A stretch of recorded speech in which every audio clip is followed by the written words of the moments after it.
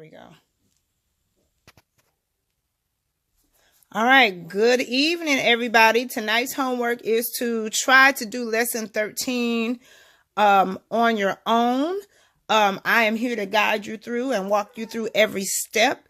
So we are on page 87 of our workbooks, and we are talking about inequalities a little bit further today. So here's our objective.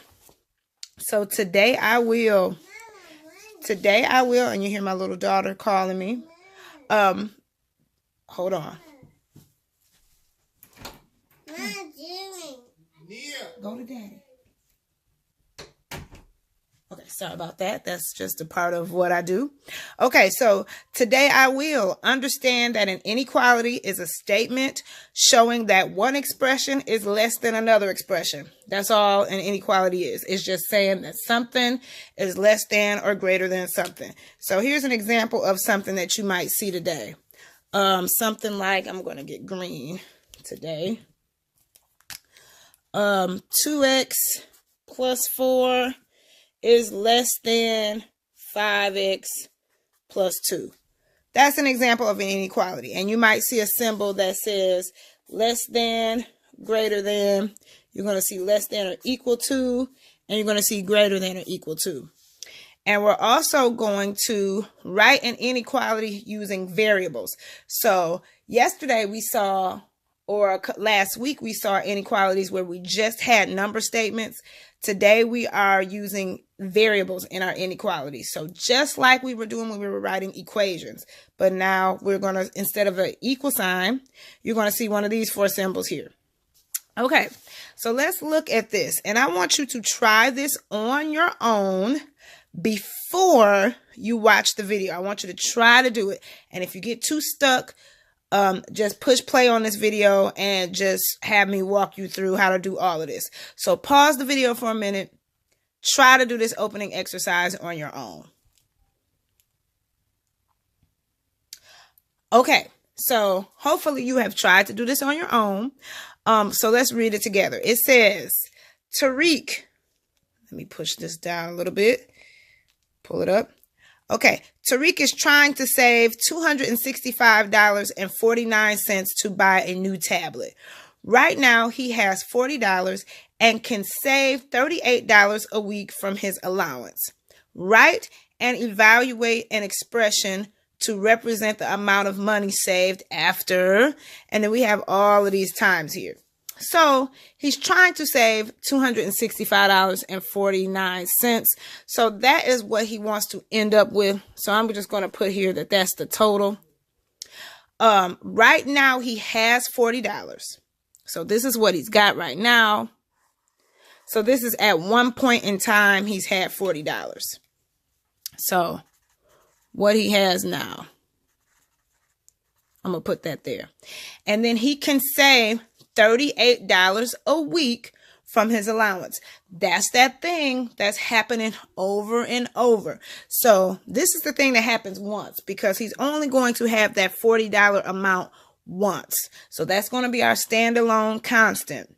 Here, $38 a week, $38 after 1 week, $38 after 2 weeks, $38. So 38 is repeatedly happening over and over. So this must be going with the variable. So I'm going to put goes with variable because it repeats. Okay, so write and evaluate an expression to represent the amount of money saved after. So here's our expression. Right now he has $40 and can save $38 a week. So here's 2 weeks. So that must mean he's going to save $38 2 times plus the 48 or the $40 he already has. And I am going to get a friendly, actually, I'm going to just go ahead and just do this math on the side. So we're going to evaluate that. I was going to get a calculator, but I'm not going to stop the video to go get that. So I'm going to just do this math on the side. So 38 times 2, 16, 6, 7. That's going to be $76 plus 40. Just going to add 40 to the side over here. and that's $116. So after 2 weeks, he can save $116. Go ahead and do the same thing for 3 weeks. Because which thing is changing? 38 times 2 for 2 weeks. So here it's going to be 38 times 3 plus 40. Come to the side. I'm going to just do 38 times 3. So that's 24, 9, 10, 11. And add that 40. So after 3 weeks, so this is going to be 114 here. Plus 40, and if you have a calculator, you can check my math. This is going to be $154 after 3 weeks. Let's do the 4 weeks. 38 times 4 plus the $40 he already has saved. So let's do our math to the side. 38 times 4. It's going to be 32, 12, 13, 14, 15. It's going to be 152. Plus 40, I can do that. That's going to be $192 after 4 weeks. Let's do our 5 weeks. Are you seeing the pattern? So it's still the same expression because he's saving $38 a week, but the weeks are changing. So the 2 became a 3. Then for 4 weeks, it became a 4. Now we're going to evaluate for 5 weeks. So 38 times 5 plus 40. I'm going to come over here to 38 times 5. And I'm just kind of going to put a line because this is my scratch work here. And this is my actual work. It's 40. 15, that's going to be 19. So $190 plus the 40. That's going to be $230. Check my math. Okay, and now let's do 6 weeks. 38 times 6 plus 40. Come over here, do the 38 times 6. It's 48. 18. 18 and 4 makes 22. So that's 228 plus 40. That's going to be $268 after 6 weeks. Okay. Let's turn the page and let's do our 7 weeks and 8 weeks.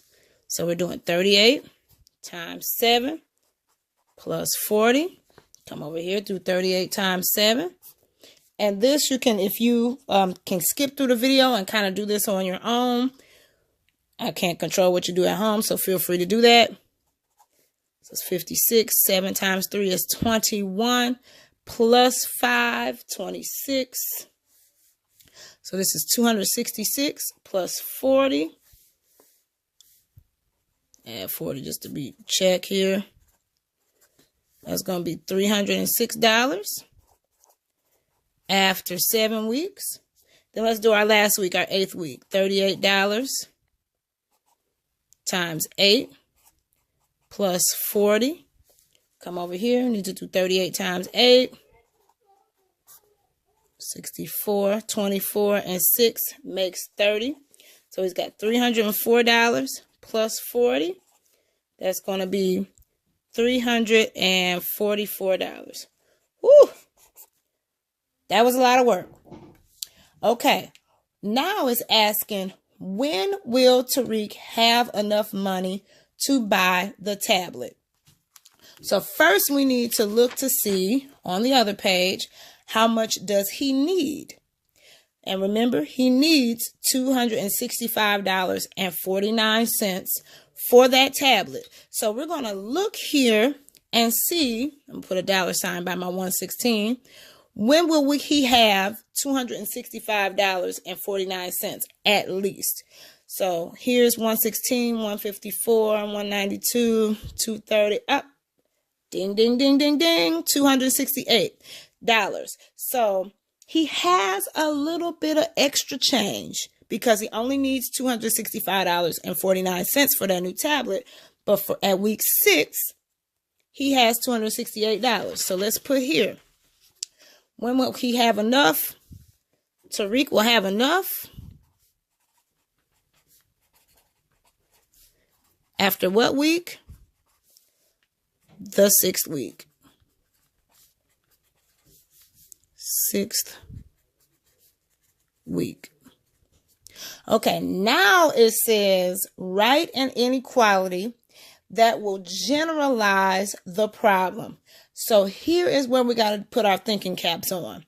So he has at least $265.49. So an inequality that we're going to use, we're going to say, let's look at what we did on the 6th week. So on the 6th week, we did 38 times 6 plus 40. So we're going to use that and say, hey, 38 times 6 plus 40. And now we got to think about what symbol we need. So that is going to give him at least the amount of money that he needs for the tablet. So he needs at least $265.49. This amount has to be at least that. So that means this can be greater than or equal to that. Because if he has less than this, then he won't have enough for his tablet. So 38 times 6 plus 40 is greater than or equal to $265.49.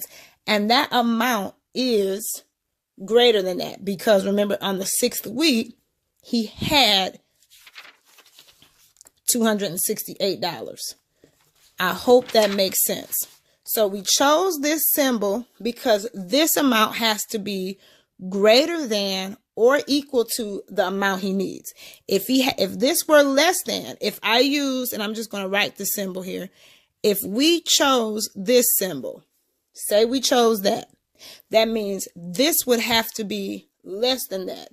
But he can't buy his tablet if he has less than that. So that is not the correct symbol. So I'm going to cross that out. Okay. Please make sure that you write down any questions that you have so that you can bring them back tomorrow. Okay, so we're going to look at example 1. And then this video is going to wrap up. So let's look at example 1 together. So evaluating inequalities. Let's find a solution. Okay, so it says the sum of 2 consecutive odd integers is more than -12. Write several true numerical inequality expressions. So 2 consecutive odd integers has to be more than -12. So remember we said consecutive just means one after another. And it's got to be in order. So consecutive odd integers, and remember odd integers are like numbers like 3, 5, 7, and 9. So it's got to be more than -12. So let's write 5 examples. I'm going to write 1, and I want you to try to write 4 more on your own, or you can use the ones from this video. But please, I encourage you to write more of your own. So let's say we choose 5 plus 7. Those are 2 odd numbers. Add them together. And we want them to be more than -12. So let's put more than -12. Is that true? Yes, because 5 plus 7 is 12. And 12 is definitely greater than -12. Let's do another one. So that's a true statement. So let's try, let's try 1 and 3. 1 plus 3. And let's compare that to -12. Well, I know 1 plus 3 is going to be positive, so of course it's going to be greater than -12. So 1 plus 3, that's 4. And 4 is greater than -12. A duh, right? Doy. Okay, let's do, I'm going to try to do some negatives here. Let's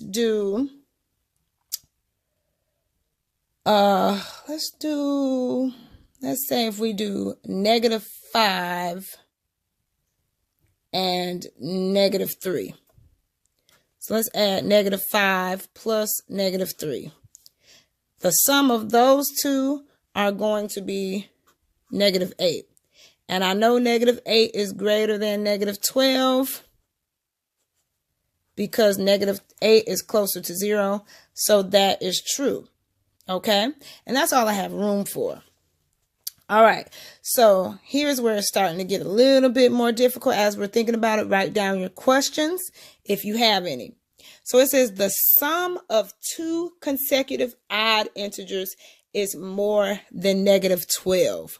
What is the smallest value that will make this true?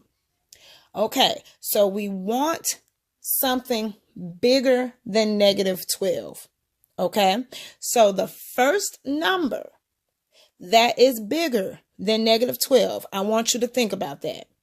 What is the first number that is bigger than negative 12? If you said negative 13, that is incorrect because remember negative 13 is smaller than negative 12 because it is to the left. So I'm just going to draw a little mini number line here. And let's say I put negative 12 here. As you go swinging to the right, that means the numbers get larger. So think about what number is to the right of negative 12. That number is going to be negative 11. Negative 13 is over here, and that's taking you further away from 0. So this number is not bigger than negative 12.